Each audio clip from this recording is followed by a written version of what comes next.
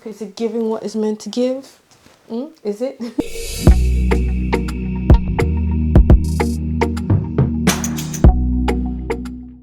Welcome back to the channel. My name is Priscilla. I'm a Nigerian women's wear designer based in the UK. From the title of this video, I'm going to be sharing with you guys how I upcycle an old pair of jeans that my husband didn't want anymore into this super stylish, super chic denim jacket I have on here. This is a project I did in collaboration with Pelumi of Sophilia Studio. My name is Pelumi, and on this channel I share DIY sewing and craft tutorials. We decided to basically challenge ourselves to upcycle our old jeans into something we could possibly use for the season and in the future. On her channel, she shared how she made this really beautiful top with this patchwork detail on the front and on the back, and the most stunning gold zip on the center back. So I'm going to leave all links to Pelumi's channel, her Instagram down below as well, so you guys can check out her project. Here are just a few pictures of what she made. I think it turned out really nice. So if you'd like to see how she made her piece, go check out her channel. She does sewing content as well. Now we decided to open up the invitation to all of you watching this video. If you have an old pair of jeans that would have ended up in the bin, you could upcycle it to a jacket, a dress, a tote bag, an accessory, or even combine it with another fabric to make a garment that you could possibly wear into the future. Now if you do so, make sure to tag us using the hashtag I upcycled my jeans so we see your work. Now if you'd like to see how I made this jacket, I shared how I made the pattern, how I cut and stitched it all together. Make sure to keep on watching. Now if you don't have an old pair of jeans, you can still make this jacket using denim fabric or any fabric that is mid-weight and has no stretch. All right, give this video a thumbs up if you enjoyed, and let's get into the tutorial. The jean trouser I'm working with is this indigo colored denim that has no stretch and is sort of on the mid-weight side. This is actually a trouser that George didn't want anymore, and I rescued it to make this project. Now I'm going to be working with the following measurements to create the patterns for this jacket, and I've listed them here on the screen, and I highly recommend you work with yours or that of your client for the absolute best outcome. Now I'm going to get started on creating the patterns, and I like to start from the front, work on the back, and then move on to other patterns that I need. First thing I'm doing here is just marking the length of my jacket. I went for something that is sort of like mid-rise, and then I'm squaring across the points so I have my shoulder line on top and my hemline on the bottom. Now once I have these lines in place, I'm just going in here to draw a vertical line 1 inch away from the center front edge, and I'm going to repeat this again because this extension is going to become my buttonhole stand on the front of the jacket. Now from the shoulder line, I'm marking 10 inches downwards, that will become my bust line, and from the 10-inch point I'm marking 6 inches, and that will become my waistline. And I'm just squaring those points across like so I have them ready for my quarter measurements to be marked. Now I'm going in here to mark a quarter of my bust plus half an inch along the bust line, and then I marked half of my across shoulder measurement along the shoulder line and a quarter of my waist measurement plus half an inch, and on the hemline I just marked a quarter of my hip measurement plus half an inch ease. Once you have those measurements marked on the side, you can connect them together, and that would help you to create the side seam of the jacket. Now I'm coming up to the bust line and I'm marking 1 inch above, connecting it back to my bust line, and then I'm going to draw in the front arm curve, which my pattern master always helps me to draw. Now on top of that arm curve, I am going to stop about 1 inch or half an inch below the shoulder line, and then the shoulder width itself is 4 inches, and I'm going to connect those points together so I have my shoulder seam. Now the front neckline is roughly 3 inches below the shoulder point because I want it to be semi on the high side, and I'm just going in here to draw the front neckline of my front and extend it outwards like so, because we want to be able to have a clean line across the front neckline of the jacket. Now I'm going to divide my front plan into 3 panels, and the first one here is roughly 6 inches below the shoulder line, and I'm just drawing a horizontal line before going in to divide the lower part into 2 you want to sort of divide it almost in equal halves from your center front edge to the side seam, and you should end up with 3 panels for your front. Now how you divide this is totally up to you, but once you have the division in place, you can then trace off these individual panels, add your seam allowances and cut them out. Now these panels is where you get to have fun with the placement of and the color of your denim. I have my top panel here which sits like so. I have the side panel which goes on the side of the front. This I'll cut 2 pieces off, one for the left and one for the right. And then I have the bottom mid panel which will connect to the side and to the top to have my full front piece.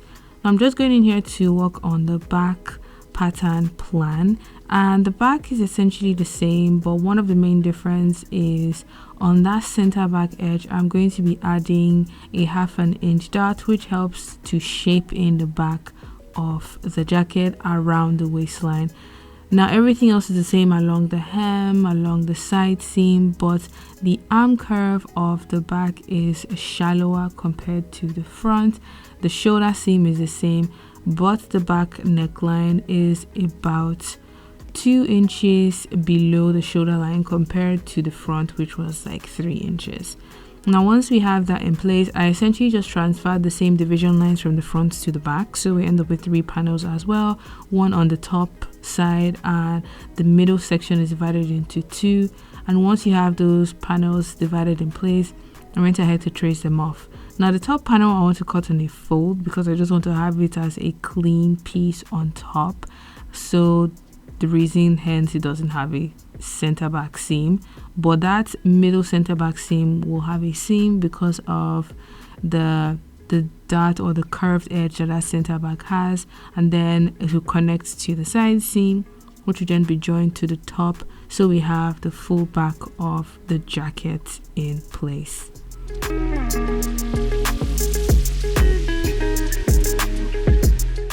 For the collar, I wanted to create a 2-piece collar for the jacket, and I'm just going in here to measure my back neckline because that would help me create the stand collar pattern. But first off, I'm just going to trace off the front neckline, which includes half of the extension edge, and then I'm going to extend from the shoulder point upwards the length of the back neckline. So I'm just going in here to draw that extension upwards like so, mark it with a point because that's going to become my center back edge. And for the front edge of this stand collar, it is going to curve back in from that middle point of the extension back into the neckline, and this stand collar width itself is about 1 inch, which I'm just marking across like so, and I'm going to connect the points together so we have the entirety of the stand collar. Now after doing this, I went ahead to add a 1 centimeter seam allowance, added some notches so that helps me connect things in place, cut out the pattern, and this is what it looks like.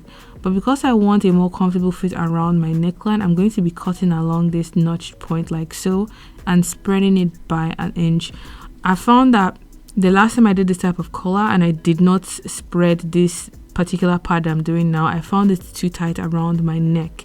So I'm just going to spread it on this side like so, not cutting it through, just spreading it on the top side of the collar, connecting the area that we added the extra 1 inch, and then cutting it out so we have the stand collar that looks like this.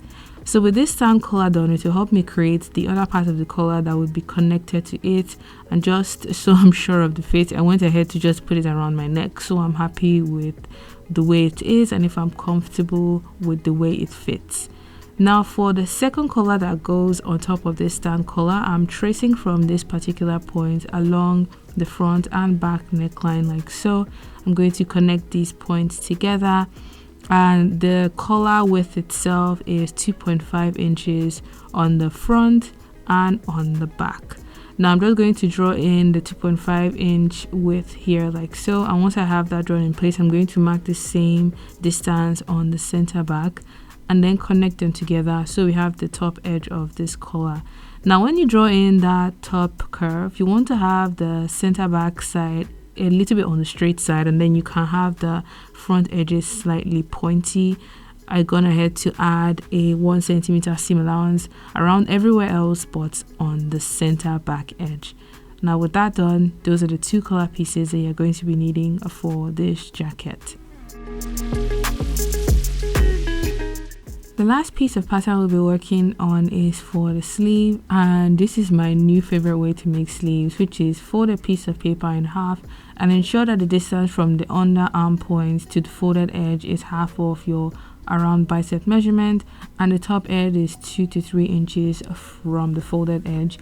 I've gone ahead to trace off my front arm curve, and I'll repeat the same thing on the back arm curve as well, so there is symmetry on the front and on the back.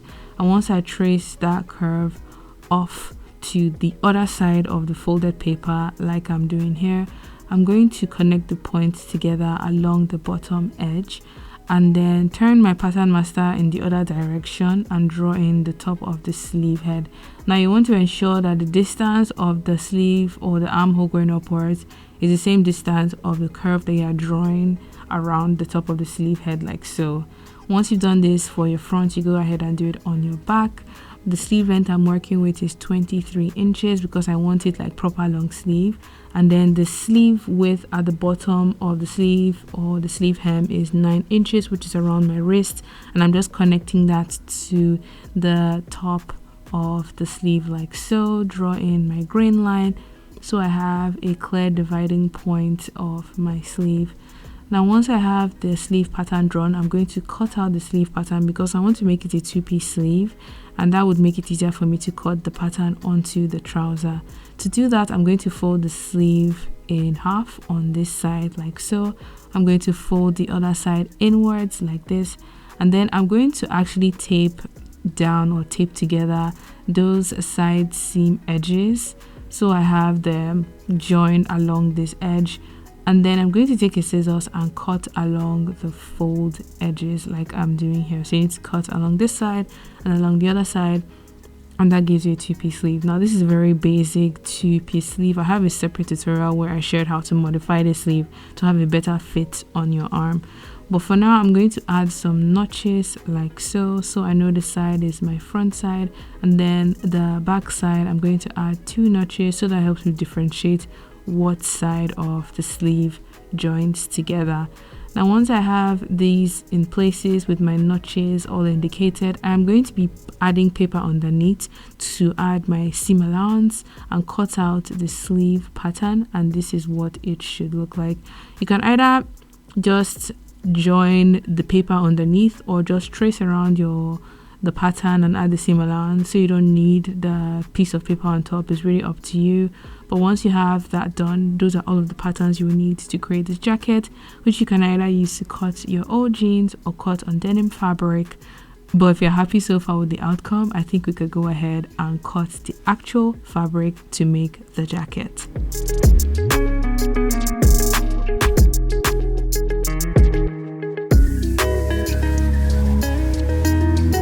Alright, so I am done creating all of the patterns, but before I cut them onto the jean trouser, I just want to be sure that I have enough fabric to cut all of the pieces. Now I have this scrap leftover denim from a previous project I've done.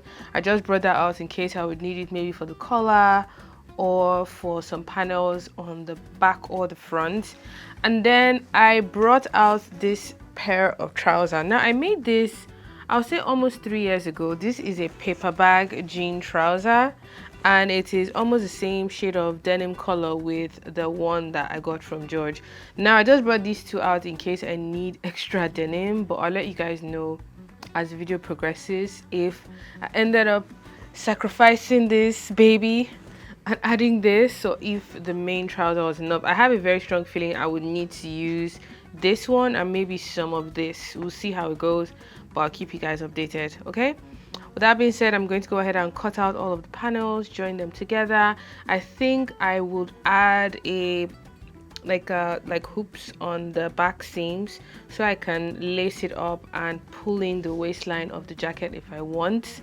I think I want to add that feature on the back. I think that would be a really cool feature to have, but we'll see. Okay, we'll see. Let's get cutting, because I want to finish the jacket today. I actually want to finish it today, and show you guys when it's all done. So I'm gonna head to pin down my patterns onto the trouser, and I'm just cutting out all of the panels that I need for the front, the back, and I also used the second pair of trouser as well as the extra scrap fabric that I had. And I have my sleeve pieces here, my back, the top and the bottom of the back pieces. I also have the collar piece, which I've fused with some interfacing to give it a bit of structure. I have my stand collars, as you can see here. I have my front pieces, which I just played around with the side of the denim I chose to work with. Then I also cut out the belt hoops and a small pocket that the trouser had, and I'm going to be adding that to the jacket on this front edge like so. And the belt hoops I'm going to be putting on the back to add a lacing detail. Now onto sewing. The first thing I'm going to be sewing together is the front panels, and I've put the dark side on the outer side and the wrong side of the denim on the inner side. Now once I've stitched and pressed them down, I'm going to be joining it to the top panel of the front. I'm going to do this for the left and the right hand side. Overlocked that seam, gave it a nice press and set it aside. Now for the front edge, which we extended, I went ahead to fold it in twice. So I folded it in by 1 inch, pressed it down, then I folded in the edge by about 1 centimeter, and that is going to help me to stitch it down like this, and this will help me to create the buttonhole stands that sits on the front of a shirt or a jacket. Now the last thing I'm going to be doing to the front is to just pin and stitch the pockets onto the front of the jacket before moving on to the back. Now with the back, like I did with the front, I'm going to stitch the side panels together, and as I'm stitching that, I made sure to pin the belt hoops in place, and I positioned it on my bust line and my waistline, so it's just easy for me to know the exact points I'm stitching this in. After sewing that in place, my sides and my center back seams, I gave it a nice press, and I'm going to be joining the top back panel along this edge together. Sewing on a 1 centimeter seam allowance, I am joining the top back panel to the bottom ones, gave it a nice press. You have the option to overlock if you have an overlocker, but this is what the back of the jacket is looking like. I love how the back just has that random pocket on top. I think it just made it really fun and interesting to look at. Now once I have the back all joined, I'm going to be joining the front to the back along the shoulder and along the side seams for the left and for the right hand side before trying this on, just to check that I like the fit of it. Now this is what it looks like on. I'm actually quite happy that I added the ease that I decided to add to this jacket, because it will make a nice layering piece for light knitwear, nothing too bulky, nothing too thick, and this is without the lace up detail on the back, so it's really nice and comfortable. Now I'm going to move on to the collar pieces. For the collar piece, you should have 2 pairs for your stand collar and a pair for the collar piece that goes on top, and I'm going to be joining up the center back edges before I connect it to this collar piece. Now that I'm going to sew all the way around, leaving that bottom edge open, turn it inside out before it is placed onto this stand collar pieces here. Now I always like to pin things like this together first, so it's a lot easier to stitch, and I'm just putting right sides together like so, joining center back to center back, shoulder point to shoulder point, notch to notch, and I'm going to sew along that entire edge, sandwiching the collar piece in there. Now this is what it looks like all done. I gave it a nice press. I also folded and ironed that bottom edge of the stand collar, so it makes it a lot easier to connect to the neckline of the jacket. Now I'm going to just take this piece, remove my pins, and then I'm going to, I always like to start from the center back edge, I don't know why. So pin towards the left, pin towards the right, and once I have that in place, all the ease evenly distributed, I'm going to stitch first along this edge and then use the other side to conceal the seam on the inside of the neckline. Now I'm going to take this to my machine and sew on a 1 centimeter seam allowance, and because we already have that pressed ironed edge, is going to guide me as I'm sewing the collar into the neckline of the shirt, before I will then go back and use the other side to finish off the neckline of the jacket. Now this you would need to stitch very carefully using a top stitch to just finish it nice and beautifully on the outside of the piece, and this is what it should look like. Mine didn't turn out perfect. I was reminded of how much I did not like to do this in uni when I was doing this on this particular day, but we prevailed at the end, and this is what it looks like so far.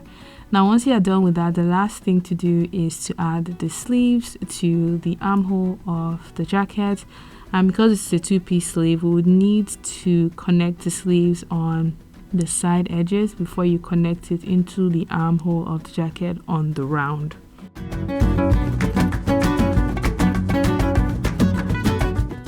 After stitching up the sleeves together, I gave them a nice press, overlocked all the necessary seams, and this is what my sleeves look like.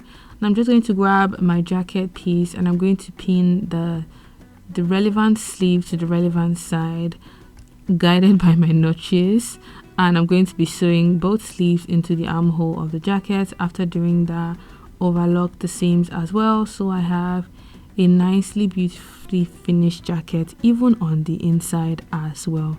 Now once you are done doing this for the left and for the right sleeve, because this is denim and because I know I can get away with having a raw edge on the sleeve hem, I left the hem of the sleeve like that so I can focus on sewing the buttonholes into this jacket. Now I've marked the width of the buttonholes, and because my buttons are on the large side, I just marked the widest buttonhole that my buttonhole footer has, and I went for this white really statement button that I just think it worked so well with the whole vibe of the jacket.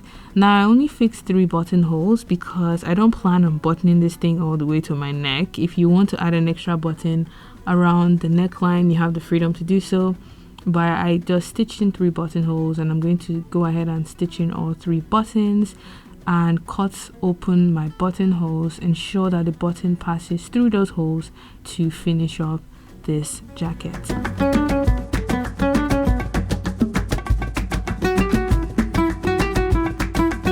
So this is the jacket all done. The one thing I did off camera was I laced up the back detail, and the piece of material I used for the lacing itself was I just cut off the seam, which had like a top stitch that really had this cool gold thread. So I just cut out that seam on one of the trousers. I cut out a piece long enough to lace up the back, and that helps to pulling the waistline of the jacket to just give it a little bit more fit. Now I have the option to remove that string if I just want it to be more relaxed and chill. That is an option that I have, but this is it all done. I actually like the fact that I took the risk with going with a two-piece sleeve, because that gave me the opportunity to play around with the placement of the denim. At first I was like, is this just a waste of time? But actually it paid off. I'm really happy. What do you guys think? We loving it? Is this a look? Is it a vibe? Is it giving what it's meant to give? Is it? If you did enjoy this video, please let me know your thoughts in the comment section down below. Give it a thumbs up as well if you enjoyed it. Share it with anyone that you think will find it useful or inspiring to watch.